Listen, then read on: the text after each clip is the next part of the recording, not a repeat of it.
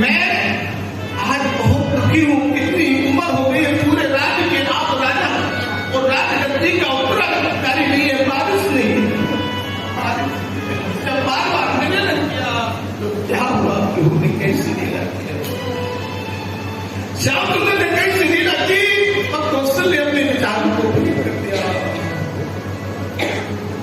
आप तो निमन कहलाते हो, मैं भी बाण कहती हूँ और मेरी बात सुनो स्वामी को दूसरा विवाह कराती हूँ।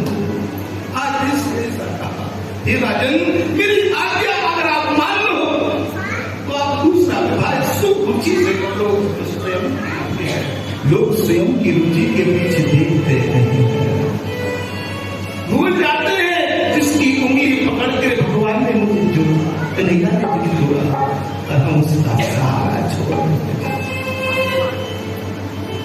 आज कहते हैं विप्र की अगर अवहेलना लग जाए तो जीवन क्या कैसी हो सकता है? अगर किसी की जब हाय महाबुद्धि जीवन में किसी का दुख अपने से नहीं होना चाहिए। हो सके तो जितना बने उतना सामने वाले को सौंपे, लेकिन लोगों को अभिमान बस घमंड बस ये भूल जाते हैं हम क्या करें। आज वही सुनीति जो रानी है, अर्धांगिनी है, क्या कहते हैं स्वामी से विवाह दूसरा। राजा ने कहा नहीं रानी में विवाह नहीं करूंगा, विवाह करना पड़ेगा। तो राजा ने क्या कहते है बहुत बुरी लेकिन अच्छी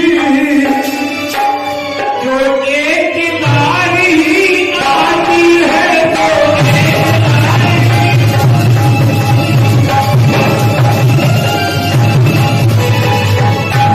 और मौत से 700 गुनी बुरी दिन रात हृदय को जला।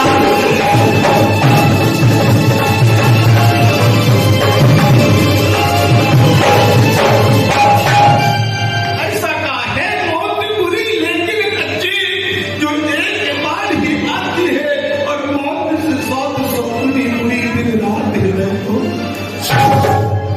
ताली ने बार बार किया, राजा अपने भाई के लिए तैयार हो गए और सुनीति से विवाह हुआ। और इसी सुनीति से विवाह हुआ, विवाह होने के बाद राजा आज लौट रहे हैं।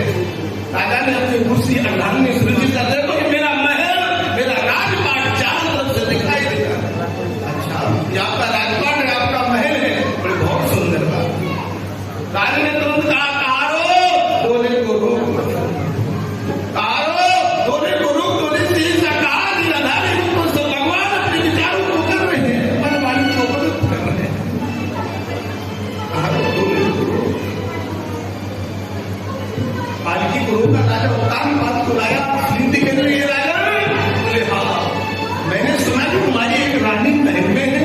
बोले है तो देखो एक सुनीति क्या कह रही है, वो एक सुंदर नीति वाली रानी क्या है। सुनीति आरती उतारने के लिए मेरी छोटी बहन बहू बन करके आ रही है, मैं उसकी आरती उतारूंगी, वो लक्ष्मी है, मैं उसकी आरती उतारूंगी। बड़ी बहन आज आरती तैयार कर रही है, सुमंगल गीत गा रही है, लेकिन सुनीति ने आज तानपाल को बुलाया और क्या कहा, हे राजा ने उस रानी को महलों में जिंदा चुनवा दो या मुझे वापस भिजवा दो। जब एक रानी थी भोग भोगने को तो क्या दासी बनाने ऐसे ऐसा कहा, लौटा राजा के मृत्यु में कभी भी इंसान अगर दुखी होता है तो इतना कष्ट न तो पुत्र के जाने पर होता है, न भाई के जाने पर होता है। इंसान को अगर कष्ट होता है तो अर्धांगिनी के सर होता है। जिसको दिल से मानता है, जिसको हृदय से मानता है, उसके नेत्र में अपने हाथ आंसू डालते हैं। जिस राजा ने उत्तान पात्र सुनीति से विवाह किया उसको अर्धांगिनी, और आज वो अर्धांगिनी कह रही है मेरी बहन को तुम महलों में चिंता करो। राजा के नेत्र से अश्रु गिर रहे हैं। एक प्रभु मेरे हाथ से छीन गया, लेकिन आज में आध्यात्मिक घोड़े से गिर गए और घोड़े से गिरने के बाद चल दिए धीरे धीरे महल में पहुंचे। रानी सुनीति ने देखा मेरे पति का स्वामी का ये हाल, अश्रु की धार लगी है। सुनीति ने स्वामी को जल पिलाया। जल पिलाने के बाद अपनी गोद में सिर रख करके पूछने लगे, अपने स्वामी के सिर रख करके पूरे स्वामी के अपने छोटी बहन ने क्या कहा, छोटी बहन ने क्या कहा, बोले कहा या उसको बहनों की चिंता चिंता को क्या बहनों से जब ऐसा कहा मेरी प्रभु ने, सुनीति ने राजा की बात को सुना। राजा का पेट रुक गया, अपना जो राशि भेष था उसका त्याग कर दिया और साधु का भेष बना। साधु का भेष बनाकर के रानी आज पति के चरणों की रज अपने मस्तक पर लगाते हैं। एक बार आपने प्रभु के सामने नारायण मान लिया तो जीवन भर नारायण बन। और जैसे नारायण माना सुनीति ने लगाई और जंगल सुनीति जंगल